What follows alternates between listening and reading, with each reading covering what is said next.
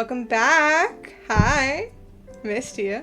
And if you're new here, I missed you too. I'm Peachy Dye, a novice gamer and crafting enthusiast, and we usually do a lot of first playthroughs, blind boxes, Pokemon cards, crafting, you name it. And today, we're doing upcoming releases in May. We are coming up on the 5th month of the year, and you know what that means. That time is unforgiving and passing you by every second. And game releases! More games to add to my backlog that never seems to end.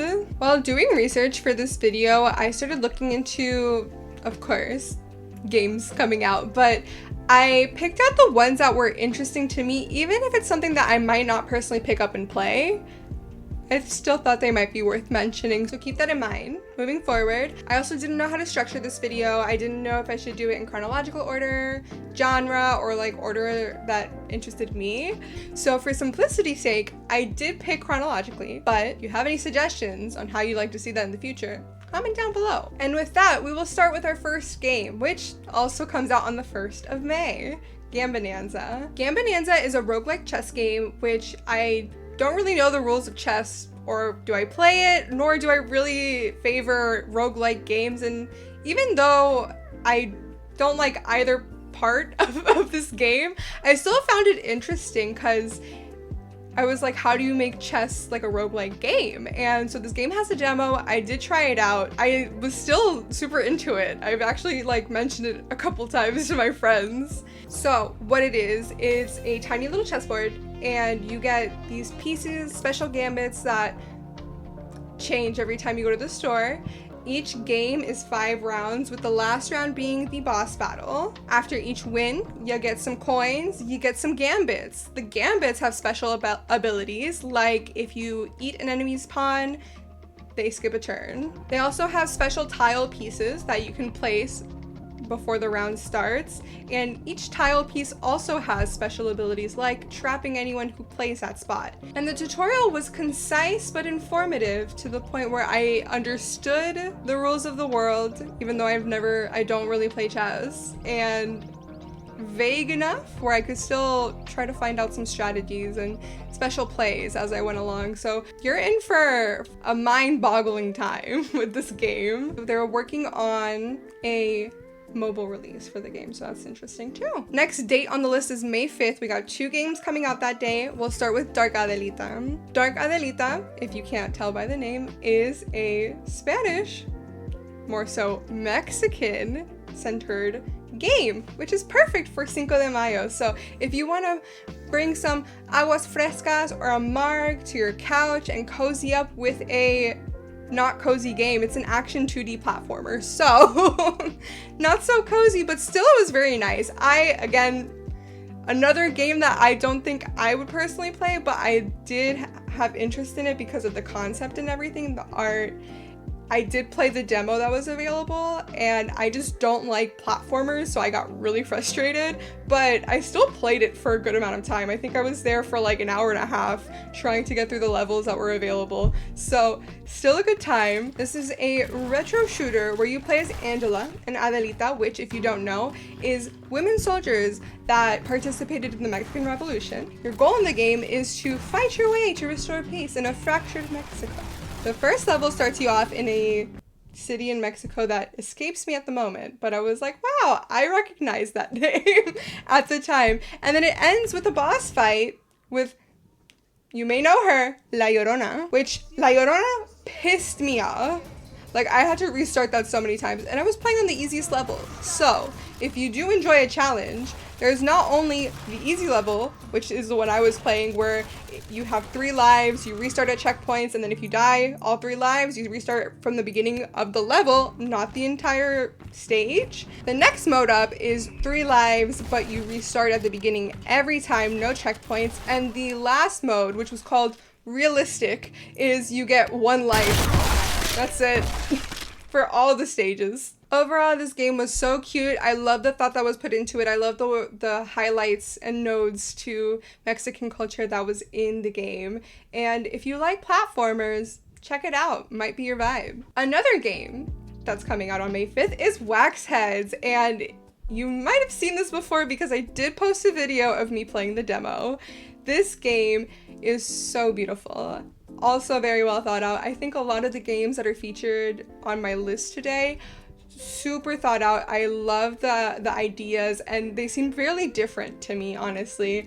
I know that we're seeing an increase of cozy simulator games, but this one has its own vibe to it. It has Scott Pilgrim inspired art, so if that's your thing, definitely check it out.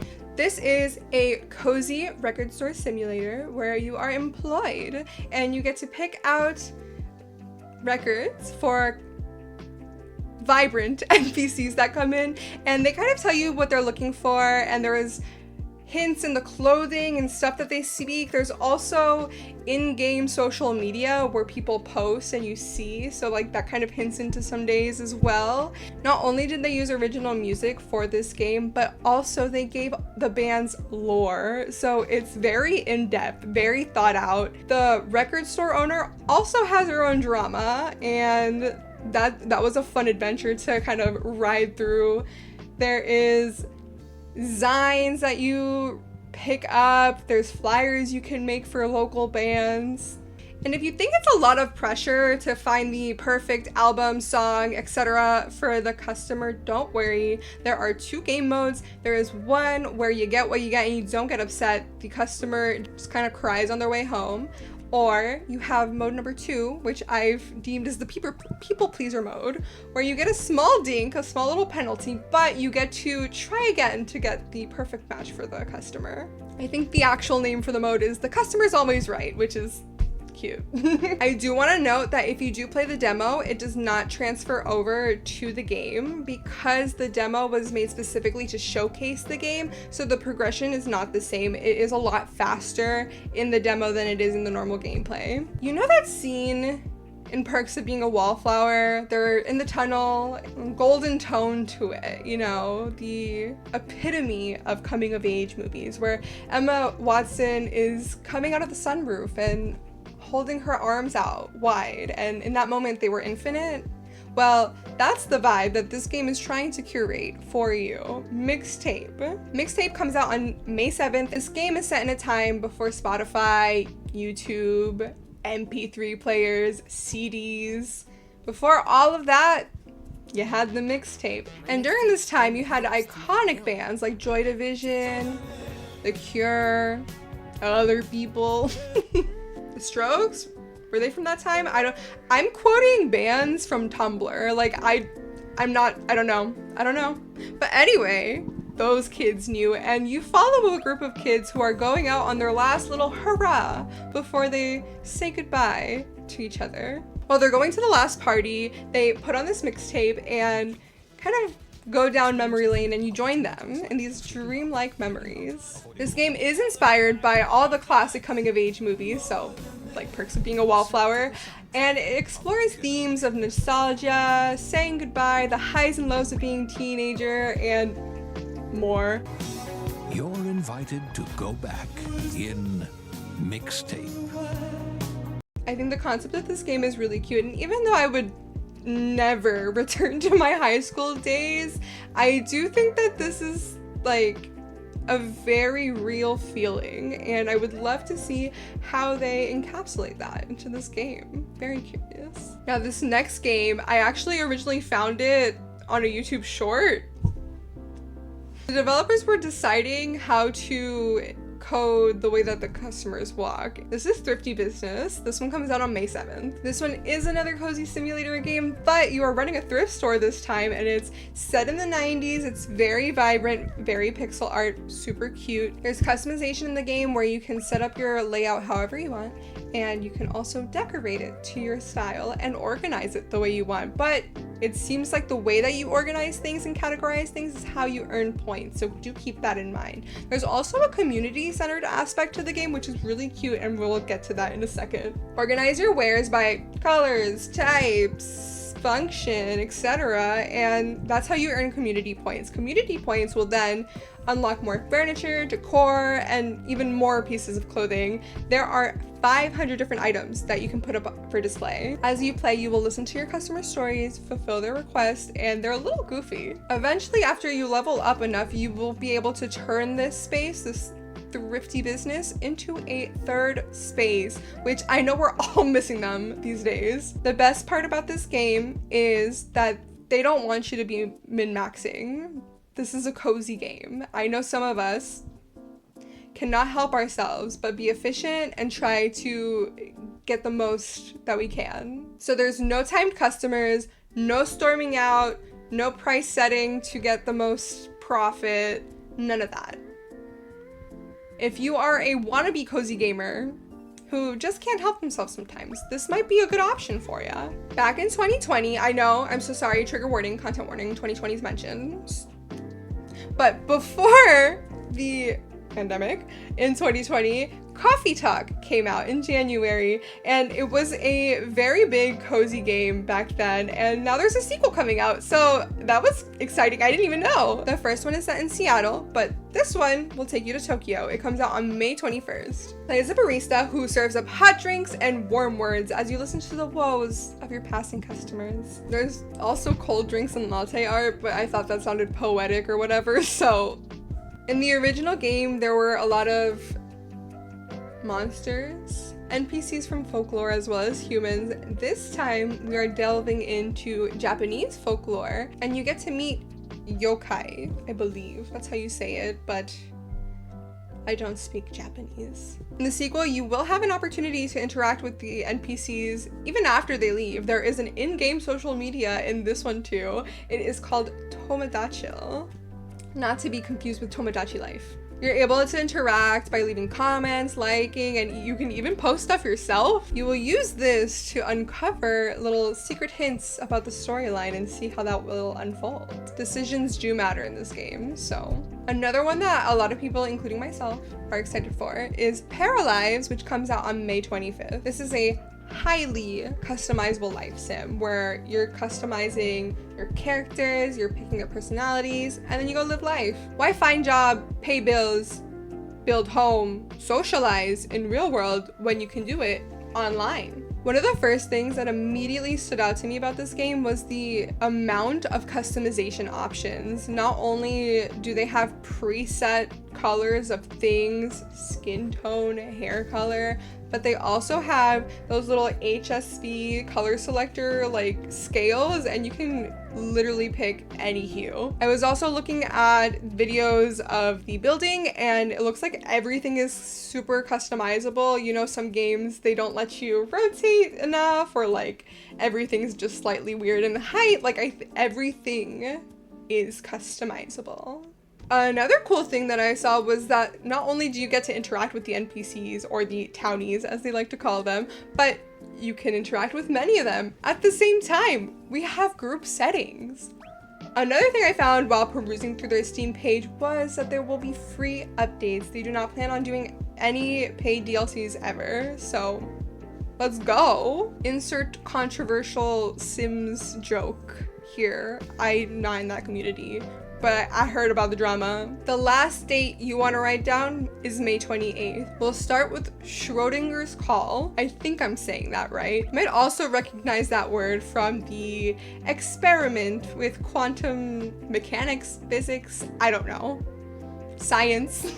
The science experiment with the cat. Is he dead? Is he alive? Is he dead and alive? Who knows? You know, but you don't know. That's the point. This is a visual novel that plays off of that idea, where you're kind of suspended in this state of being alive and dead after an apocalyptic event. I believe the moon falls. It sounds like Gru got the moon.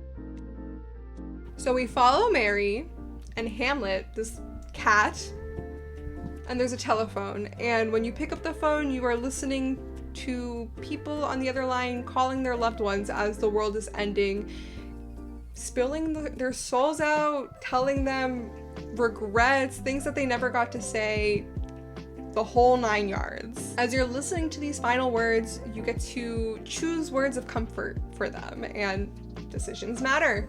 You also have a notebook where you're writing everything down, and as you're writing everything down, you start to pick up a theme and discover what truly matters in life. This game also has a demo if you want to check that out. I haven't had the time yet to do so. I was hoping to do it before I started filming for this video, but if I do play it before the final edits, I will put it in here. And last but not least, we have Blueberry, also May 28th. And this one's a narrative platformer, which I know I said earlier, I don't like platformers. I think I just don't like action platformers because I was fine with the idea of this game and I'm just realizing now that they're both platformers. So my bad. I rescind my statement. This one does come with content warnings. It has themes related to mental health, depression, addiction, suicide, and mature language. So if that is something that affects you, go to the end. Timestamp below. I'll see you there. But in Blueberry, you play as Blueberry, who we join as they're being rejected by their child. Their child says that they need some space. Mom, get away. This causes them to kind of reflect on their life. So you follow her from her childhood to the present day, and you go through this platformer with the occasional puzzle. And in the puzzles, you're literally piecing together her memory. This is a deeply emotional story about trauma, resilience, and forgiveness. So again, if you're sensitive to content about mental health, depression, addiction, suicide, maybe skip out on this one. I am so excited for these games. I know right off the bat I'm gonna get wax heads, but there's so many games coming out of May that I am excited for. And in general, April was also a crazy month for releases. That's how I feel. That's my brain right now. Thank you so much for making it to the end. Thank you. I appreciate you. And if you wanna help me out, you can like the video, you can comment the game that you're most excited about. If I didn't mention a game that you're excited about, I would love to know about it, so comment below. And if you haven't already, you could press the subscribe button. What? That's so cool. Thank you so much again for making it to the end, and I will see you guys in the next one. Until then, stay peachy. Finger guns? Is that how we're ending this? I don't even know what tangent I was on. Could you imagine? I don't even have my mic on. So I didn't even know if I was speaking the whole time. Okay. Oh my god, why is it every time I record, my fucking nose itches? And then I look like this. I woke up like this. Play the barista. Play the barista.